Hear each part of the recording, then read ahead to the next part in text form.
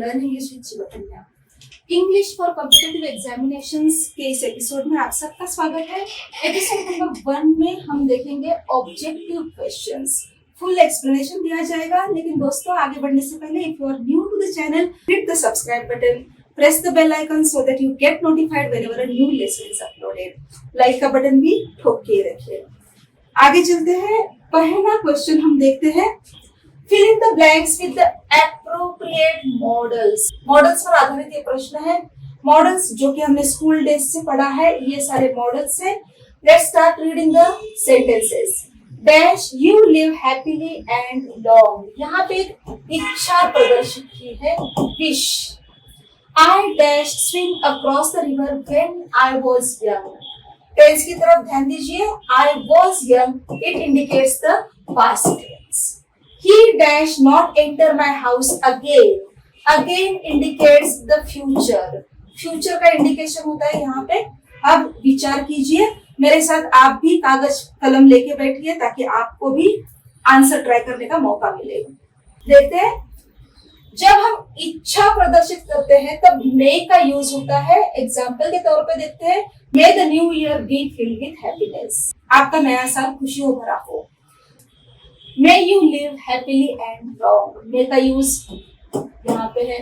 लेकिन second, I dash swim across the river, past tense है। जो चीज करने की हम क्षमता रखते हैं इसके लिए हम यूज करते हैं। अब देखते हैं, he dash not enter my house again। यहाँ पे shall का यूज आएगा या might का तो नहीं आएगा। shall 3 जगह पे है। देखते हैं, shall और will का थोड़ा सा विस्तार में हम अभ्यास करेंगे। I and we के बाद shall का यूज होता है, आपको पता है। and he, she, it, you, they के बाद will का यूज होता है। ये कॉमन चीज है। लेकिन कुछ सिचुएशंस ऐसी है कि जहां पे आप shall का यूज यहाँ इन प्रोनाउन के बाद कर सकते हो। कौन सी सिचुएशंस है? अगर आप कमांड दे रहे हो, थ्रेट दे रहे हो, डिटर्मिनेशन है उस सिचुएशन में, तो आप shall का यूज यहाँ पे कर सकते हैं। कमांड मीन्स आज्ञा, थ्रेट मीन्स धमकी देना किसी को, डिटर्मिनेशन मीन्स निर्धारण होना किसी चीज का, तो वहां पे हम shall का यूज कर सकते हैं। एग्जाम्पल तौर पे देखते हैं, she shall obey my orders। वो मेरी आज्ञा मानेगी ही। Okay, they shall pay dearly। उन्हें चीज बहुत महंगी पड़ेगी। dear मीन्स प्रिय, और एक अर्थ है dear का महंगा, costly. they shall pay dearly, ये चीज उनको बहुत महंगी पड़ेगी, इसकी बहुत बड़ी कीमत चुकानी पड़ेगी। you shall apologize, आपको माफी मांगनी पड़ेगी। it shows the threat और command। ओके, सो ऐसे इन हालात में हम shall का यूज कर सकते हैं। अभी सेंटेंस देखते हैं, not enter my house again, वो मेरे घर में फिर नहीं आएगा। एक थ्रेट है, कमांड है यहाँ पे, तो यहाँ पे shall का यूज होगा। तो हमारा may, could and shall, fourth option correct रहेगा। नेक्स्ट देखते हैं second question, select the appropriate articles for the given sentences. Articles के ऊपर प्रश्न है, देखते हैं। Dash English is the mother tongue of dash English. Dash honesty of the old servant was praised by all the members of the family. English is the mother tongue। Language की बात हो रही है यहाँ पे। इंग्लिश, किसी भी language के नाम से पहले आर्टिकल का यूज नहीं होता। For example, Marathi is my mother tongue, Marathi के आगे मैं द नहीं लगाऊंगी। Hindi is my mother tongue, उसके आगे भी मैं द नहीं लगाऊंगी। किसी भी भाषा के पहले हम आर्टिकल्स नहीं लगाते। सो नो आर्टिकल आएगा यहाँ पे। लेकिन ये जो दूसरा इंग्लिश है, इसका मतलब है इंग्लिश मीन्स बोलने, इंग्लिश जिनकी मदर टंग है, मातृभाषा है, वो इंग्लिश। ये एडजेक्टिव हो गया यहाँ पे। एडजेक्टिव के पहले आप अगर द लगाते हो तो उसका अर्थ होता है वो बोलने वाले लोग, जो समूह है, उनके बारे में वो बात करते हैं। देखते हैं, पुअर, पुअर मीन्स गरीब, लेकिन आप जब द पुअर लगाते हो तो इसका मतलब है गरीब लोग। इसके आगे फिर आपको पीपल लगाने की जरूरत नहीं। द पुअर मीन्स पुअर लोग। द रिच, रिच मीन्स अमीर लोग। द रिच मीन्स अमीर लोग। पुनः पीपल बोलने की जरूरत नहीं है यहाँ पे। उसी तरह इंग्लिश मीन्स जिनकी मातृभाषा इंग्लिश है, ऐसे लोग। द इंग्लिश मीन्स इंग्लिश बोलने वाले लोग। तो ध्यान रखिए, इंग्लिश जब लैंग्वेज के तौर पे आती है तो वहां पे आर्टिकल नहीं लगते, लेकिन इंग्लिश पीपल के तौर पे आता है तो उसके पहले द लगता है। Second, honesty. ऑनेस्टी ये है एब्स्ट्रैक्ट नाउन, भाववाचक नाम बोलते हैं। इससे पहले भी कोई आर्टिकल नहीं आता, लेकिन यहाँ पे किसकी ऑनेस्टी है? Of the old servant. जो ओल्ड सर्वेंट है, बूढ़ा नौकर है, उसकी स्पेसिफाई की हुई ऑनेस्टी, ईमानदारी की बात हो रही है, तो यहाँ पे द का यूज होगा। Third option correct, the honesty of the old servant. Okay, number 3, match the following suffixes. Suffix का मतलब शब्द के अंत में जो आता है उसे सफिक्स कहते हैं, और शब्द के प्रारंभ में जो आता है उसे प्रीफिक्स कहते हैं। 4 है ऑथर यानी लेखक, बिट्रे मींस धोखा देना, प्लीज आपको मालूम है, डिफेंड बचाव करना या रक्षा करना। देखते हैं ये सारे सफिक्सेस हैं, विचार कीजिए। ऑथर, ऑथरेस लेखिका, सेकंड हो गया। बिट्रे मींस धोखा देना, बिट्रे ये हो गया वर्ब, अगर आप इसको एल सफिक्स लगाते हो तो ये हो गया नाउन, ये हो गया फोर्थ अपना। Please, pleasure number 1। डिफेंड ये वर्ब है, डिफेंडेंट एंड सफिक्स लगाते हो तो ये हो गया नाउन, ये हमारा थर्ड कहाँ पे आता है देखिए, 2 4 second is the correct option. Number 4, choose the correct sentence या सेंटेंसेस। ध्यान दीजिए, जब सेंटेंसेस की बात होती है तो एक से ज्यादा सेंटेंसेस करेक्ट हो सकते हैं। Let's hire a cab lest we should not get late. She dresses herself like her mother did.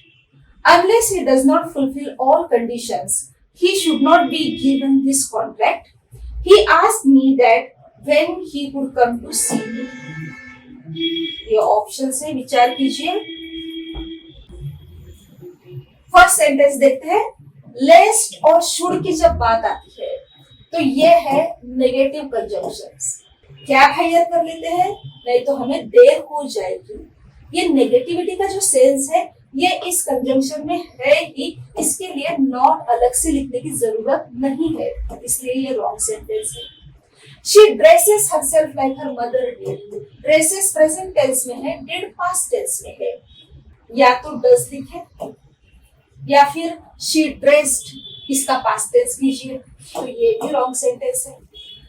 Unless he does not fulfill, unless ये भी एक नेगेटिव कंजंक्शन है जहां पे नॉट की जरूरत नहीं होती।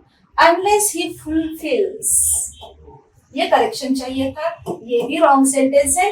और जो लास्ट का सेंटेंस है यहाँ पे इनडायरेक्ट स्पीच है, क्वेश्चन WH क्वेश्चन का, दैट की जरूरत नहीं है, फिर से ही काम चल जाता है, ये भी सेंटेंस रॉन्ग है। तो करेक्ट सेंटेंस तो है ही नहीं यहाँ पे, तो फोर्थ हमारा करेक्ट ऑप्शन होगा। Number 5, choose the correct. Monologue, a speech by one person, epilogue, end of the play, prologue, beginning और introduction। तीनों शब्द देखिए, तीनों शब्दों में लॉग, इसका रूट वर्ड है logos.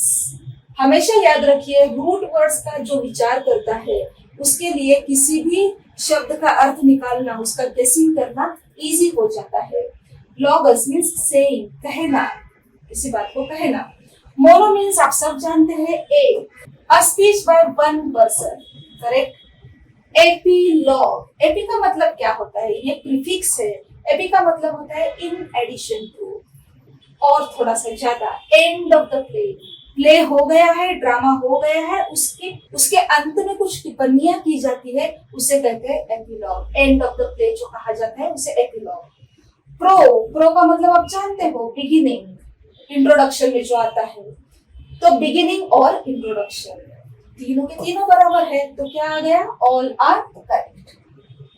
Number 6, fill in the blanks. अभी देखिए ये चारों जो ऑप्शंस है वो प्रोनाउन की बात करते हैं। देखते हैं, all passengers must show dash tickets, every man must bear dash own burden, Each of the girls gave dash own version of the affairs. All passengers, ये प्लूरल दर्शाता है, बहुवचन दर्शाता है, इसके लिए देयर.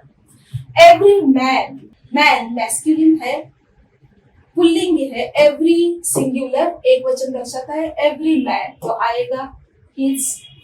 गर्ल, गर्ल्स अनेक वचन है यहाँ पे, किंतु each one, each of the girls means एक वचन हो गया. ईच से एक वचन का इंडिकेशन होता है, तो हर आ गया. So there, his and her. Third option is the right answer. Number 7. Identify the incorrect meaning. प्रश्न ध्यान से पढ़िए. करेक्ट पूछा है या इनकरेक्ट पूछा है? Incorrect meaning. The wur, the factor, the novo and deja vu. देखते हैं ये सारे जो शब्द आए हैं वो फ्रेंच भाषा से आए हैं. The wur ये इंग्लिश में आते आते य के बजाय ज हो गया. इसी से हमने शब्द लिए जूरी, जुरिस्डिक्शन. तो अकॉर्डिंग टू लॉ और बाय राइट, ये करेक्ट. फैक्टो, आपको पता है फैक्ट, फैक्ट मीन्स रियल, लेकिन यहाँ पे ऑप्शन में क्या दिया है? Against real, which is wrong. Real होना चाहिए था. Novo means new, fresh, correct है. Deja vu means a feeling of remembrance. हम लोग कहीं पे जाते हैं तो हमें लगता है कि इस जगह पर मैं पहले आ चुकी हूँ, ये जगह कुछ जानी पहचानी सी लगती है. किसी शख्स को हम देखते हैं तो हमें लगता है कि हमने पहले इनको कहीं देखा है, हम इनसे मिल चुके हैं. तो ये जो रिमेम्बरेंस वाली फीलिंग होती है उसे कहते हैं deja vu. Been here, done this, कभी कभी ऐसा लगता है, होता है हमारे साथ, that is called deja vu. Number 8. Fill in the blank with the appropriate homophones. Hint देती हूँ. होमो का मतलब होता है सेम, फोन का मतलब होता है साउंड, यानी ऐसे शब्द जिनका उच्चारण सेम होता है, ध्वनि सेम होता है, लेकिन उसके स्पेलिंग डिफरेंट हो सकते हैं और उसका मीनिंग तो डिफरेंट होता ही है. तो दो शब्द है, इंडस्ट्रियस और इंडस्ट्रियल. देखते हैं. Dash progress in India has not been rapid. India में ये प्रोग्रेस रैपिड यानी जलद गति से नहीं हुई. My friend is an dash man and he achieved success in life. Industrious का मतलब होता है हार्ड वर्किंग, अनटायरिंग, पेंस्टिकिंग, अथक परिश्रम करने वाला. And industrial factory, business, trade, commerce से जो रिलेटेड चीजें होती है तो उसे कहते हैं इंडस्ट्रियल. इंडिया में कौन सी प्रोग्रेस नहीं हुई? इंडस्ट्रियल प्रोग्रेस नहीं हुई. मेरा फ्रेंड कैसा है?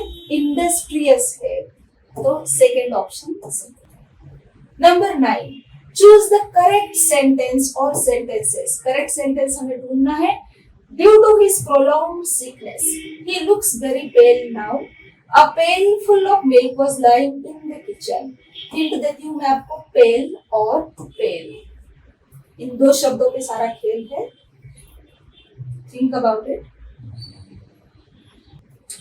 Due to prolonged means लंबे समय तक चलने वाली. Sickness बीमारी, लंबे समय तक जो बीमारी चली उसकी वजह से वो कमजोर हो गया. पेल का मतलब कमजोर, ओके.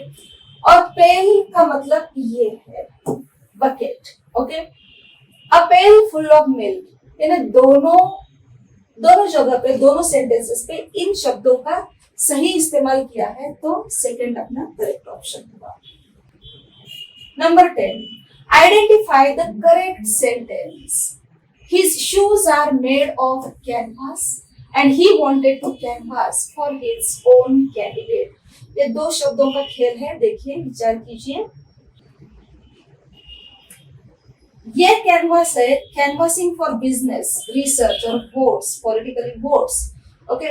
तो डबल एस जहां पे होता है उसका मतलब होता है प्रचार करना. एंड कैनवास ये एक तरह का मटेरियल है जिसका हम उपयोग करते हैं शूज बनाने के लिए या चित्र पेंटिंग करने के लिए, चित्र बनाने के लिए. तो he wanted to canvass for his candidate. यहाँ पे डबल एस होना चाहिए था. यहाँ पे शूज का मेंशन है इसलिए सिंगल एस होना चाहिए था. तो इस हिसाब से देखा जाए तो both are incorrect. Fourth is the correct option. Now it's your turn. Choose the correct sentence. You must conform to the rules laid down by your company and I shall confirm my program tomorrow. अपना खेल है इन दो शब्दों पे। इनके meaning अगर आपको सही ढंग से पता हो तो आप इसका आंसर दे सकते हो। Please let me know this answer in the comment section. एक नए एपिसोड के साथ फिर एक बार मैं अगले वीडियो में आपसे मिलूंगी। तब तक के लिए मुझे आज्ञा दीजिए। Keep watching, keep learning, keep growing, learning English with Shivkanya. Thank you for your time, love and support. Piece.